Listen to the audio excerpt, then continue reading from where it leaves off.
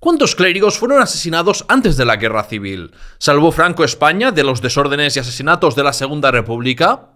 ¿Hace falta dignificar a las víctimas del bando sublevado? Soy David Cot, presentador de Memorias Hispánicas, y esta es una nueva entrega de Barbaridades Históricas, dedicada a bobadas sobre la Segunda República y Guerra Civil, vistas en mis comentarios o en redes. ¡Empecemos! Memorias Hispánicas. Cuesta reconocerlo, pero tenían razón diciendo que la mujer no estaba preparada para votar. Fue darles el voto y ganar las elecciones las derechas. Esto es un mito y lamentablemente creyó en él una parte de la izquierda de aquellos tiempos y como se ve también de hoy. Es fácilmente desmontable por un simple razonamiento lógico. Y es que si las derechas ganaron en 1933 y las izquierdas ganaron en 1936, ¿qué pasó? Que en poco más de 2 años las pobrecitas mujeres aprendieron a votar bien.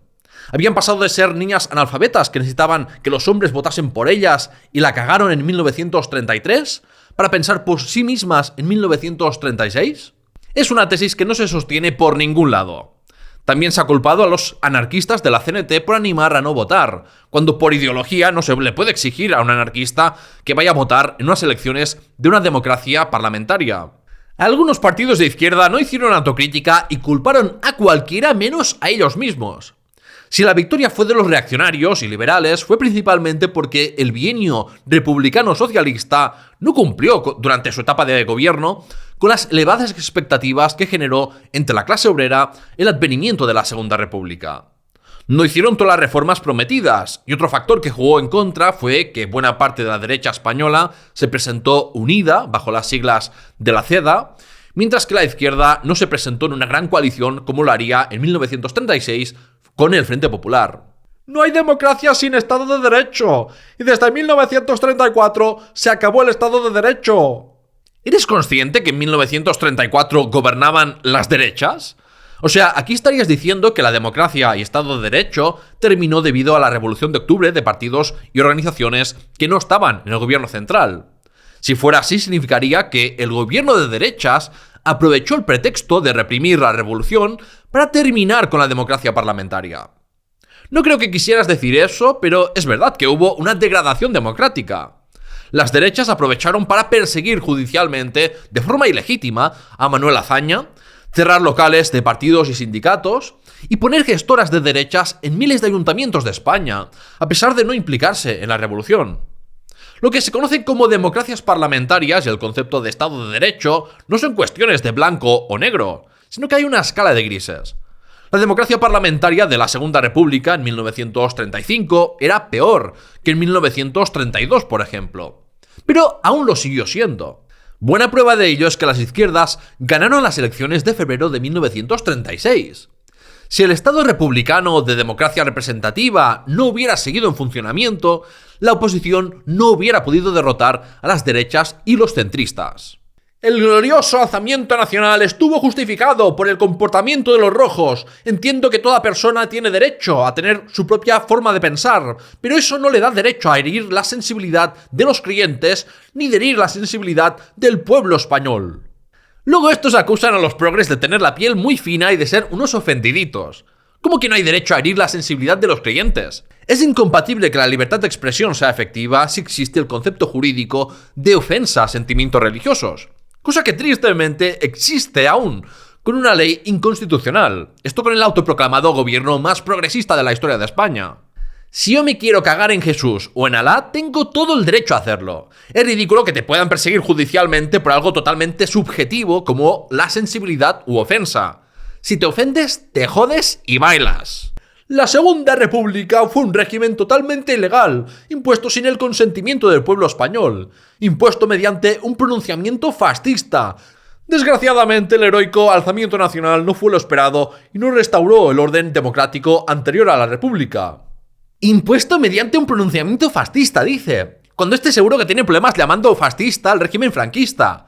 Luego somos los demás los que, llamamos fascista a todo. De todo tu comentario se deduce que no aceptas que las izquierdas puedan gobernar. Es falso que hubiera un régimen democrático antes de la República, cuando se acababa de salir de la dictadura de Miguel Primo de Rivera. A ver, hay que partir de la base anarquista que todo Estado, toda autoridad se impone mediante la fuerza, sin el consentimiento real de los ciudadanos.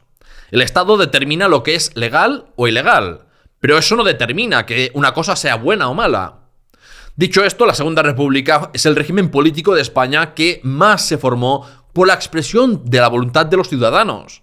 Cierto que no hubo un referéndum como tal para elegir entre monarquía o república, pero las elecciones municipales de 1931 se tomaron como un plebiscito y ganaron las fuerzas republicanas, pese al extenso fraude monárquico en zonas rurales. La monarquía de Alfonso XIII cayó por la falta de apoyos internos, e incluso el ejército informó de que no estaría dispuesto a defender el rey. Por eso, este optó por largarse antes de arriesgarse a sufrir el destino del zar de Rusia. En mi pueblo hacían quedadas multitudinarias para matar a los ricos. A un notario le sacaron los ojos. Luego empezó la guerra. Según ha estudiado Eduardo González Calleja, solo alrededor del 2,5% de las víctimas mortales de violencia sociopolítica durante la Segunda República fueron empresarios, propietarios, arrendatarios o capataces. Y eso es excluyendo los datos de la Revolución de Asturias, o sea que el porcentaje real sería aún más reducido. Así que menudo invent te has marcado, incluso hablando de que a un notario le sacaron los ojos. Igual deberías dedicarte a escribir novelas de ficción. La situación en Cataluña era insostenible. Asesinatos en las calles, bombas, quemas de conventos. 7.000 catalanes de derechas y católicos asesinados, entre ellos familiares míos, por el hecho de ser católicos. Claro, por eso asesinaron a más de 30.000 religiosos, incluidos 2 obispos. ¿De dónde ha salido este joven ser, que no dice más que mentiras? ¿Y por qué no 100.000 religiosos asesinados? Digo yo que puestos a inventar cifras, se puede abultar más. Yo estoy acabando historia. Te aseguro que es donde más subnormales me he encontrado por metro cuadrado, o por metro cúbico, no sé cómo se mide. Que tú siendo historiador afirmes que no hubo ningún clérigo asesinado cuando el 70% de los asesinatos ocurrieron previamente a la contienda, es o manipulación premeditada o estás ideologizado profundamente. Desmiente que las izquierdas en mi pueblo mataron a 38 personas un mes antes de la guerra por ser el cura, la beata del pueblo, fieles católicos, opositores políticos, etc. Como entre ellos se cargaron a 8 hermanos de una familia. Hay que ser miserable y repugnante para matar a 8 hermanos del tirón. Ahora atrévete a desmentir semejante atrocidad que no ocurrió ni estando en guerra. Eso te lo desmiento sin problemas, porque ni durante la primavera del 36, ni durante ningún momento de la Segunda República, salvo por la Revolución de Octubre de 1934, se produjeron víctimas mortales entre el clero. Durante la Revolución del 34 asesinaron a 37 clérigos, 33 de ellos en Asturias, 2 en Palencia, 1 en Cantabria y otro en Lérida. Fue por el nuevo escenario que se abrió con el golpe de Estado que la violencia asesina anticlerical produjo la muerte de entre 6.750 y 6.850 religiosos. O sea que es imposible que en tu pueblucho mataran a 38 personas entre curas, católicos y derechistas un mes antes de la guerra, porque tal matanza se hubiera reportado en la prensa de la época, y no hubo nada semejante. Antes de creerte los bulos que tus padres o abuelos franquistas te hayan contado, haz el favor de contrastar la información. Si no fueras tan ignorante, sabrías que el alzamiento militar del 18 de julio fue consecuencia de una república criminal que causó miles de muertos en apenas los 5 años que duró, porque aquella chusma roja y criminal quería imponer en España una república de carácter soviético, bajo la bota del genocida Stalin, y que gracias a Franco se pudo parar aquella sangría de muerte y destrucción. ¡Qué asco dais, los que ignorando la verdadera historia de España queréis reescribirla a vuestro antojo! El alzamiento nacional fue una bendición para España, porque nos libró de un derramamiento continuo y salvaje de la sangre de muchos españoles. No me voy a molestar a desmentir que la república se sovietizase, eso ya lo he hablado en otras barbaridades históricas, pero pongamos cifras a esos miles de muertos. En total, más de 2.600 personas murieron por violencia sociopolítica durante la Segunda República, antes de la guerra. Lo lógico es que si realmente el golpe fue una bendición que salvó a España del derramamiento continuo de sangre, tal cifra hubiera disminuido durante la guerra.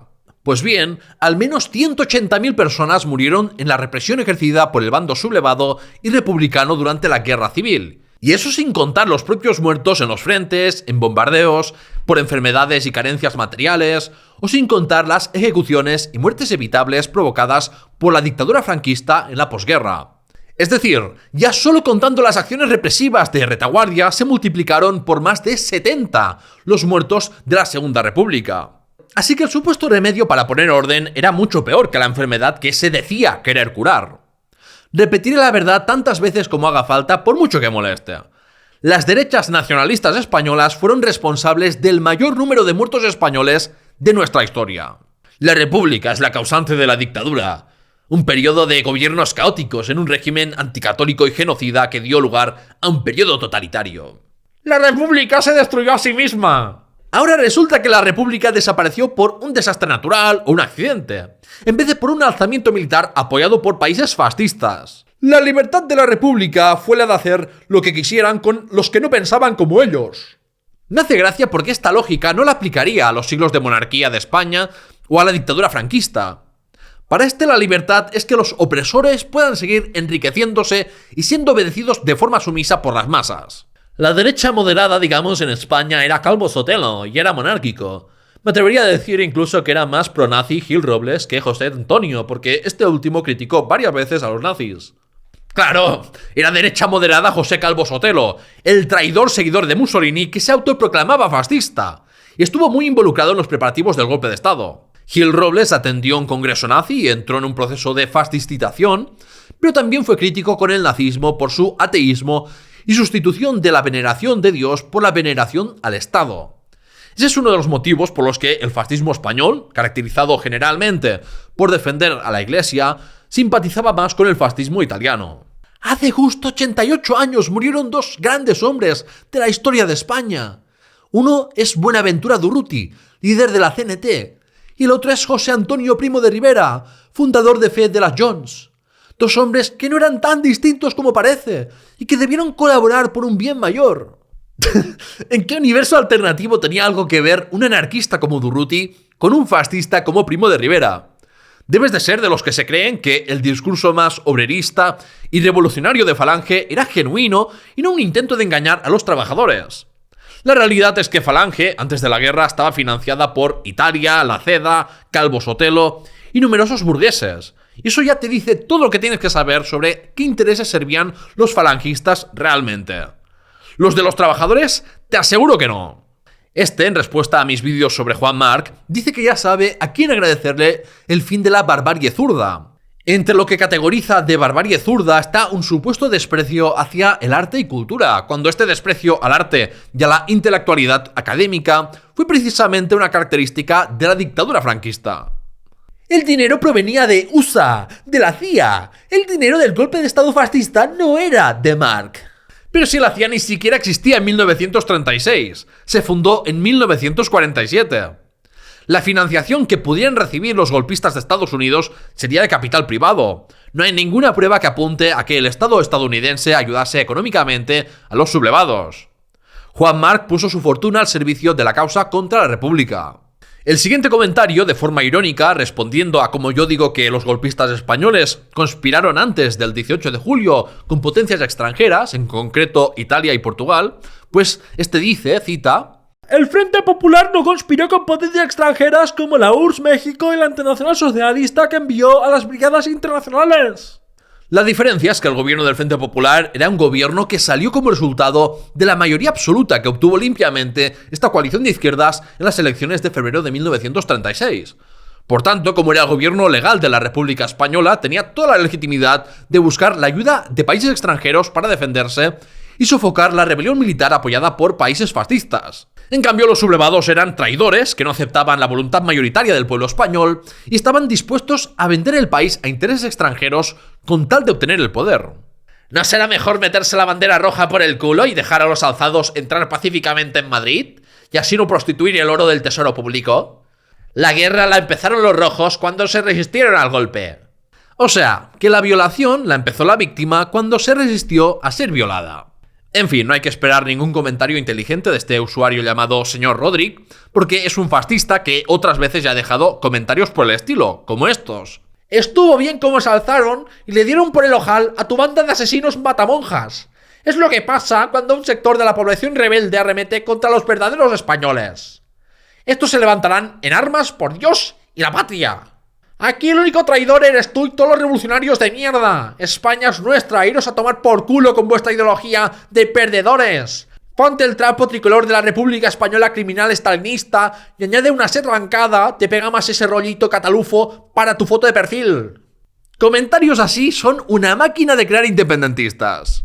La clave es quién está legitimado para matar. España no puede pertenecer nunca jamás a un grupo de republicanos, ateos, comunistas, nacionalistas o islamistas, aunque tengan el 99,9% de los votos. Simplemente porque la España que conocemos hoy fue formada por el catolicismo. Por eso quien quiere acabar con España o es anticatólico siendo católico está en el bando equivocado, como los republicanos creyentes que citas. Los demás grupos e ideologías tienen otra idea de España y quieren que tenga otro tipo de fronteras y leyes. Creo que ese es el punto principal. Y luego ya por defender o atacar esa España, ¿han matado más los que le defienden que los que la atacan? Pues quizás sí. Pero te puedo asegurar que si hoy en día en los noticieros veo que han matado a 20 seminaristas, mañana 35 monjas y que están quemando iglesias, cojo un fusil sin tener ni idea de disparar y voy a defender mi país y sus leyes. Tú lo que eres es un puto friki flipao. Sal más de casa y acude al psicólogo, que te hace mucha falta. Empiezas diciendo que quienes están legitimados a matar son los fascistas y me apilas católicos. Y no reconoces que una España no católica es posible, cuando de hecho ya vivimos en ella. Hablas de los islamistas cuando tú eres exactamente igual que los yihadistas que no aceptan que pueda haber gente que abandone la religión o que no sean creyentes. La mayoría de españoles, por suerte, ya no son católicos. E igual deberías empezar a aceptar esa realidad y que la sociedad no se ha ido a la mierda por dejar de ir a la iglesia. La guerra civil fue buena porque dio paso al periodo más estable y próspero de la historia de España tras la caída del antiguo régimen. Eso es incontestable. Eso es muy contestable, porque miles de españoles literalmente murieron de hambre en los años 40. No fue hasta los años 50 que España recuperó su PIB anterior a la guerra civil. Y sí, en los años 60 hubo un elevado crecimiento con aún la gente viviendo, eso sí, de forma bastante miserable, pero eso era por el contexto internacional de la conocida como Edad Dorada del capitalismo y al hecho de que una economía atrasada lo tiene fácil para crecer mucho. Es lo que se llama catching up o convergencia, porque es mucho más fácil copiar los métodos de producción y tecnologías de otros que innovar, como tienen que hacer los países desarrollados para seguir avanzando. Este youtuber habla de la dignificación de las víctimas del franquismo, pero no habla de la dignificación de las víctimas del otro bando. Este comentario es el sumum de la ignorancia, porque supone ignorar que la dictadura franquista ya dignificó a sus muertos. Los sacó de fosas comunes, hizo listas de mártires, tanto de clérigos como de soldados caídos por la causa nacional católica, erigió monumentos y panteones en su honor y concedió subsidios y enchufes a familiares de esos caídos. También pudieron acceder a reparaciones económicas y se beneficiaron de incautaciones de patrimonio de los vencidos. Es decir, el Estado español ha hecho mucho más por los muertos del bando sublevado que por las víctimas republicanas, que solo han empezado a recibir una reparación estrictamente moral y a sacar muertos de fosas comunes en los últimos 25 años. Y aún quedan miles sin identificar en fosas comunes. Ni siquiera se ha hablado de reparaciones económicas, como se hizo en Alemania con las víctimas del nazismo. Y por cierto, si en vez de soltar cuñadeces hicieras el esfuerzo de leer, verías que la Ley de Memoria Democrática ya reconoce como víctimas a todos los represaliados, muertos, desaparecidos o exiliados a causa de la guerra. Y eso incluye a los del bando golpista, que es mucho más de lo que se merecen, en mi opinión. En España, por supuesto que Franco mandaba más que Hitler, ya que España era un país soberano, a diferencia de ahora, que es un país vendido al dinero apátrida, a las corporaciones globalistas y a la escoria bruselense. Por eso España no entró en la Segunda Guerra Mundial, porque la prioridad de Franco era la reconstrucción de España tras la Guerra Civil. Un país tan soberano que dependía de envíos de alimentos de Argentina y Estados Unidos para sobrevivir. Y luego Paquita la Culona puso el culo para poner bases militares estadounidenses en España a cambio de créditos y petróleo. Si la prioridad de Franco hubiera sido la reconstrucción de España después de salir de la guerra civil, no hubiera dedicado más de un 40% del presupuesto del Estado en gasto militar durante los primeros años de la dictadura, como vimos en el episodio de por qué España no participó en la Segunda Guerra Mundial. Franco no trató de dirigir la inversión a industrias productivas porque seguía soñando con establecer una España imperial, igual que lo deseaban Hitler o Mussolini. Si el dictador hubiera querido de verdad reconstruir España, no hubiera enviado alimentos a Alemania mientras que aquí se sufría una hambruna. ni hubiera rechazado créditos e inversión extranjera, ni hubiera mantenido a una parte significativa de la población española en campos de concentración o en un exilio forzado. Este otro, en mis barbaridades históricas desmintiendo al propagandista franquista Fernando Paz, respondió: ¿qué más da que fuera o no fuera el general más joven o no lo fuera? Rebates nimiedades dándote una importancia a ti y a lo que dices de la que careces. Primero, en esos dos vídeos desmentía mentiras históricas franquistas más importantes, o sea que aquí estás haciendo cherry picking. Y segundo, la pregunta no es por qué yo tengo que estar desmontando propaganda franquista, sino porque los hagiógrafos de Franco sienten la necesidad de mentir hasta en esto para presentarlo como un genio militar. ¡Venga, hombre, pasad página ya! ¡Tanto rollo con la puta guerra civil! Lo que quiere decir la derecha cuando habla de pasar página y de no remover el pasado es que quiere imponer el olvido de una parte de la historia de España que les hace lucir mal. No quieren que se hable de que la derecha española ha sido la responsable del mayor número de muertos españoles en toda su historia.